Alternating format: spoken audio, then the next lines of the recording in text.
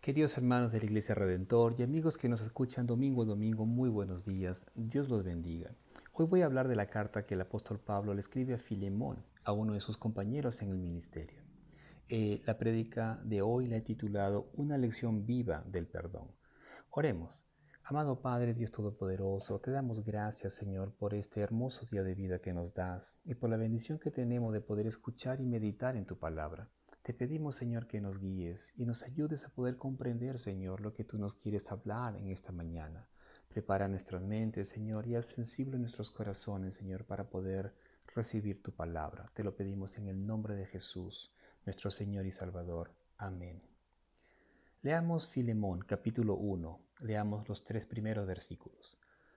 Pablo, prisionero de Cristo Jesús, y el hermano Timoteo, a Filemón, nuestro amado hermano y colaborador, y a la hermana Apia y a Arquipo, nuestro compañero de milicia, y a la iglesia que está en tu casa. Gracia a vosotros y paz de parte de Dios nuestro Padre y del Señor Jesucristo. El apóstol Pablo, cuando escribe esta carta a Filemón, estaba preso. Es muy posible que haya escrito la carta desde Roma, entre los años 60, entre el 60 al 63 después de Cristo. Esa es una carta personal. El contenido de la carta se trata de un asunto que tenía que ver con Filemón y con su siervo Onésimo. Filemón era un ciudadano de Colosas. Él había llegado a conocer a Cristo por medio de la predicación de Pablo, mientras que Pablo se encontraba en Éfeso. Después que Pablo parte de Éfeso, es probable que Filemón haya sido uno de los que continuó su labor evangelística, y por eso es que Pablo lo va a llamar hermano y colaborador. En el saludo que Pablo hace en el versículo 2, menciona a dos personas, a la hermana Apia y a Arquipo. Muchos piensan que Apia pudo haber sido la esposa de Filemón. Y sobre Arquipo. Arquipo era seguramente alguien que ocupó una posición importante en la iglesia que se reunía en la casa de Filemón. Colosenses 4:17 dice lo siguiente: y decid a Arquipo, cuide el ministerio que has recibido del Señor para que lo cumplas. Aquí está Pablo hablando y da a entender que Arquipo podría haber sido el pastor de la iglesia que estaba en la casa o que se reunían en la casa de Filemón. Ahora, en esta carta, en esta pequeña carta, es la carta más pequeña que Pablo escribe, de las 13 que él tiene. Aquí hay tres protagonistas principales: Pablo, Filemón y Onésimo, y el tema principal de la carta es acerca del perdón. Luego del saludo, Pablo se dirige a Filemón y le va a pedir que reciba a Onésimo, a su esclavo que había huido de su casa. Onésimo al parecer había huido a Roma, a la ciudad imperial, donde vivía muchísima gente. Allí era fácil para un fugitivo, para un esclavo fugitivo esconderse, perderse entre la multitud. Pablo se encontraba en Roma, preso, en arresto domiciliario, y estando en esa casa, él tenía la libertad de recibir visitas. No sabemos cómo es que Onésimo llega a donde estaba Pablo, pero lo que sabemos es que Pablo le habla del Evangelio de Cristo y Onésimo se convierte al Señor. Filemón, el amo de Onésimo, era un hombre acomodado, tenía esclavos y además su casa debe haber sido grande, ya que la iglesia se reunía allí. Pablo va a decir en los versículos 4 y 5: doy gracias a mi Dios siempre, haciendo mención de ti en mis oraciones, porque oigo de tu amor y de la fe que tienes hacia el Señor Jesús y hacia todos los santos. El apóstol Pablo vemos que oraba por Filemón. Dice que en sus oraciones hacía mención de él siempre. Pablo había oído del trabajo que Filemón había realizado o estaba realizando en la iglesia y también de su generosidad hacia los hermanos. Pablo seguramente había oído de parte de Epafras, quien también era de Colosas y además uno de los líderes de la iglesia de aquella ciudad. Y en ese momento Epafras se encontraba en Roma con Pablo. Además es posible que Pablo haya oído también de Onésimo, del esclavo de Filemón. Esto después de su conversión. Es posible que Onésimo le haya contado a Pablo muchas cosas buenas de su amo, y de ese modo Pablo sabía acerca del amor que Filemón tenía hacia los hermanos. Sin duda, Filemón había hecho muchas contribuciones valiosas, tanto materiales como espirituales, para el bienestar de la iglesia. Y ahora Pablo le va a pedir a Filemón que con esa misma actitud generosa que él había tenido hacia con los demás, también la tenga con Onésimo, con su esclavo. Del versículo 8 al 22 de esta carta, vemos el ruego que Pablo hace a favor de Onésimo. Leamos los versículos 8 y 9. Por lo cual, aunque tengo mucha libertad en Cristo de mandarte hacer lo que conviene, no obstante, por causa del amor que te tengo, te ruego, siendo como soy, Pablo, anciano y ahora también prisionero de Cristo Jesús. Fíjense que Pablo le dice a Filemón, aunque tengo libertad, Filemón, para hablar contigo y para decirte, para mandarte que hagas lo que conviene, por causa del amor que te tengo, te ruego. Vemos que aquí Pablo no le dice a Filemón, haz esto o haz aquello. Pablo tenía la autoridad para hacerlo, para haberle dicho eso a Filemón. Pero en vez de eso, Pablo le dice,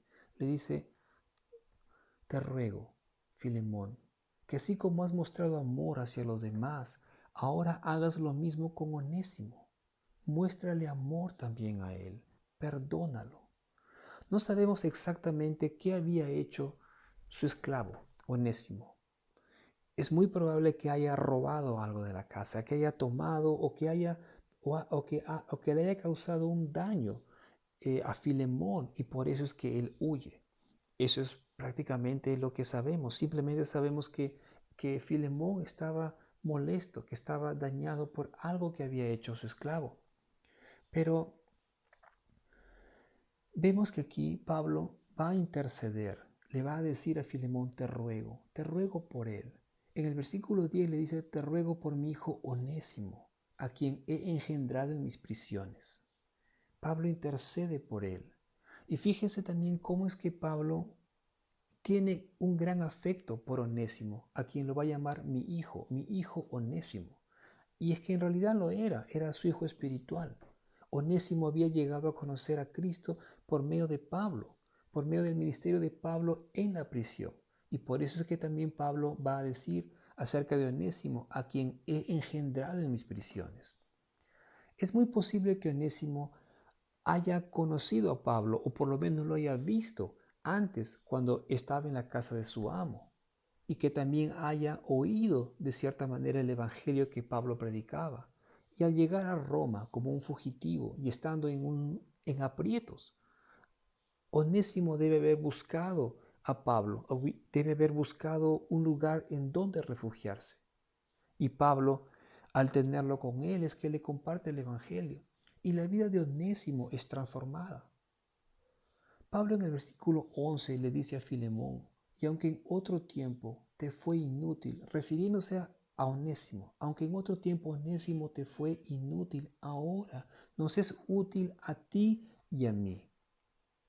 El nombre Onésimo significa útil, pero aquí vemos que Pablo le dice a Filemón que anteriormente Onésimo le había sido inútil, y seguramente le dice esto porque Onésimo seguramente había descuidado sus deberes. Además, vemos que él huye, sale, y por lo tanto, totalmente infiel al significado de su nombre. Pero Pablo le va a decir ahora que Onésimo había llegado a ser útil. Si antes fue inútil, ahora había llegado a ser útil. Ahora Onésimo tenía una nueva actitud. Y Pablo mismo podía dar referencia acerca del servicio de Onésimo, porque él había estado con él en la cárcel, sirviéndole. Pablo le dice a Filemón, antes te fue inútil para ti, pero ahora nos es útil a ambos, tanto a ti como a mí. Y ahora te lo devuelvo, te lo voy a enviar nuevamente. Pablo había apelado a la bondad y generosidad de Filemón en la carta que le estaba enviando. Pablo envía a su esclavo, a Onésimo, nuevamente a su amo. Pero Pablo no sabía cómo es que Filemón podía reaccionar. Y para no exponer a Onésimo a ningún daño o decepción, debido a que también era un nuevo creyente, Pablo envía a Onésimo juntamente con Tíquico, con otro de sus servidores. Pablo le dice a Filemón que hubiese querido retener a Onésimo. Le dice esto en la carta, que lo hubiese querido tener con él porque él era útil en la cárcel, pero que no podía hacer eso sin su consentimiento porque él seguía siendo el amo de Onésimo. Tampoco Pablo insinuó a Filemón que le envíe a Onésimo de nuevo a Roma para que le asista. Pablo, al decir que Onésimo le era útil, quería mostrarle a Filemón cuán valioso había llegado a ser Onésimo. Y le dice en el versículo 15, quizás por esto se apartó de ti por algún tiempo, para que lo volvieras a recibir para siempre. Pablo, de ninguna manera, está tratando de que Onésimo quede libre de su culpa, o de ninguna manera trata de liberar a Onésimo de lo que había hecho, de la culpa que tenía, sino que lo que él desea es que Filemón vea y considere la gloriosa y soberana providencia de Dios. Pablo quería que viese lo que Dios había hecho en la vida de Onésimo, cómo es que su vida había sido transformada al venir a Cristo, y cómo es que Dios usa la mala acción de uno, en este caso la mala acción de Onésimo, para sacar algo bueno.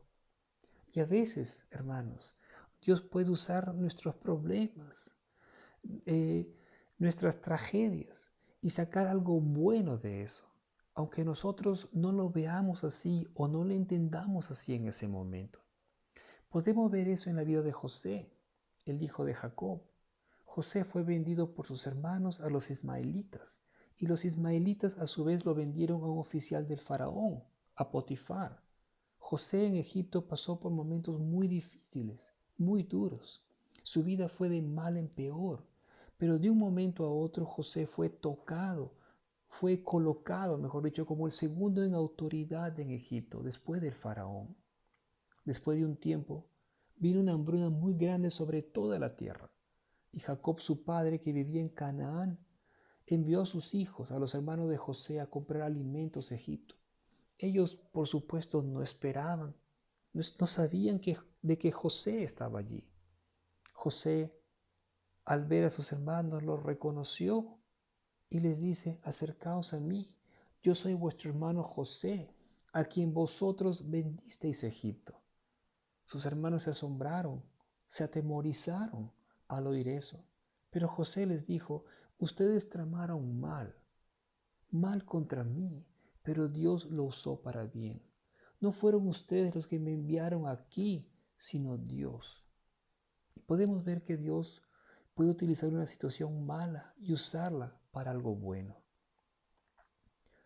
Pablo, al decirle a Filemón, quizás por esto se apartó de ti, refiriéndose a Onésimo, quizás por eso se apartó de ti por algún tiempo, para que lo volvieras a recibir para siempre. Y Pablo agrega, pero ya no como esclavo, sino como algo más que un esclavo, como un hermano amado. Y eso es lo que Pablo quería.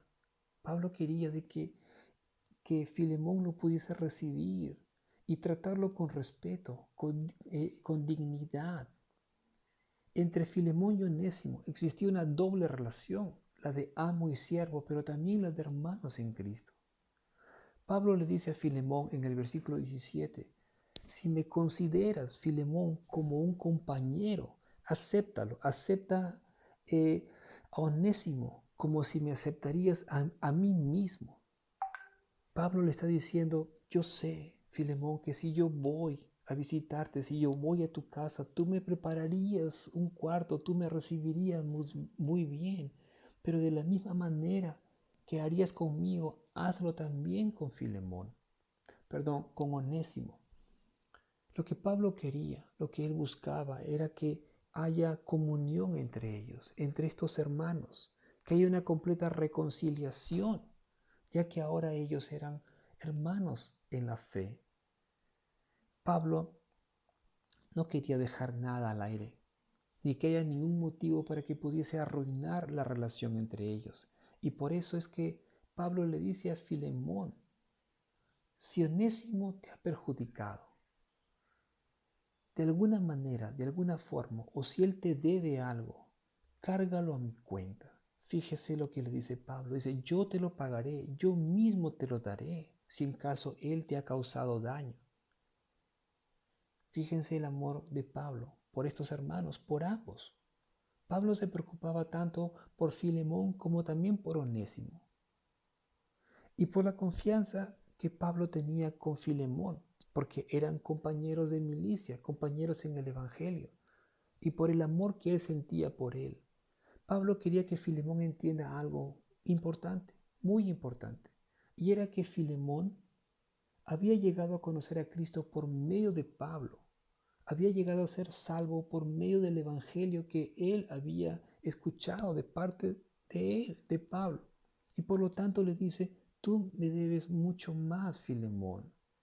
Pero le dice esto para que él pudiese entender, para que no solamente esté pensando en el daño que Onésimo le podía haber causado, sino para que él pudiese ver a Onésimo de otra manera, para que pudiese ver a Onésimo como un hermano en la fe, y para que él haga lo correcto, para que lo pueda recibir bien.